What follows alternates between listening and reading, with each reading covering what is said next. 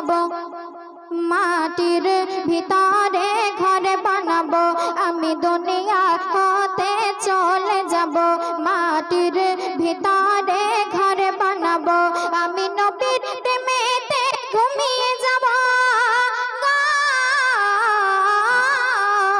আমি নবীর প্রেমেতে ঘুমিয়ে যাব, নিদু শান্তি সুধাই জীবন কাটাবো, আমি দুনিয়া হতে চলে যাব, মাটির ভিতরে ঘর বানাবো, আমি দুনিয়া হতে চলে যাব, মাটির ভিতরে ঘর বানাবো। তো সেই কবরের মধ্যে আমাদের সঙ্গে কি কি ঘটনা ঘটবে কবি ছন্দের মাধ্যমে লিখছে শুনুন। কবরে আছে দুই ফেরেশতা, তারা চিনিয়ে দেবে আমায় রাস্তা, তারা বসিয়ে আমাকে যত্ন করে দেবে খেতে আমাকে জান্নাতি নাস্তা, দেখে তখন আমার মনে ভরে যাবে,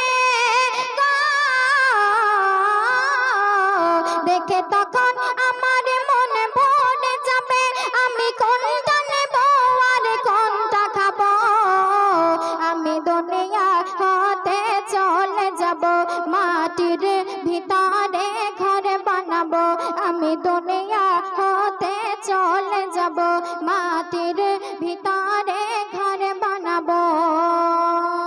তারপর অতি মূল্যবান কথায় কবি কি লিখছে শুনুন।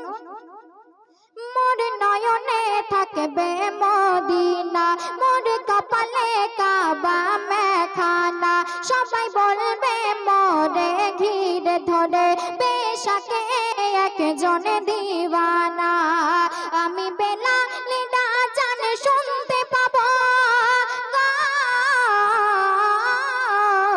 আমি বেলাল আযান শুনতে পাবো, আমি আসরের নামাজ পড়ে নেব, আমি দুনিয়া হতে চলে যাব, মাটির ভিতরে ঘর বানাবো, আমি দুনিয়া হতে চলে যাব, মাটির ভিতরে ঘর বানাবো।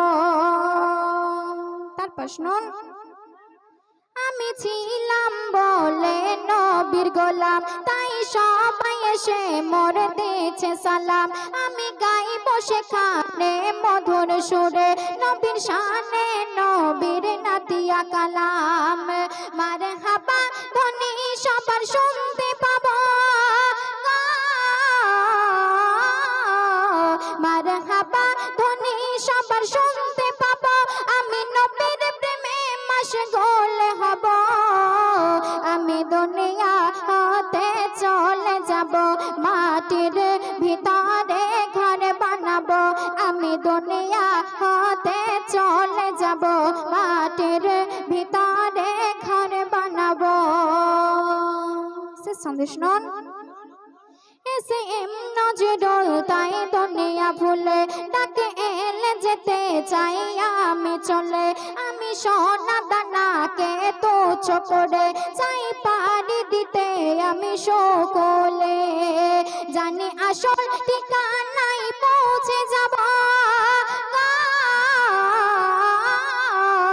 জানি আসল ঠিকানায় পৌঁছে যাব, আমি নবীর দিদারে শান্তি পাবো, আমি দুনিয়া হতে চলে যাব, মাটির ভিতরে ঘর বানাবো, আমি দুনিয়া হতে চলে যাব।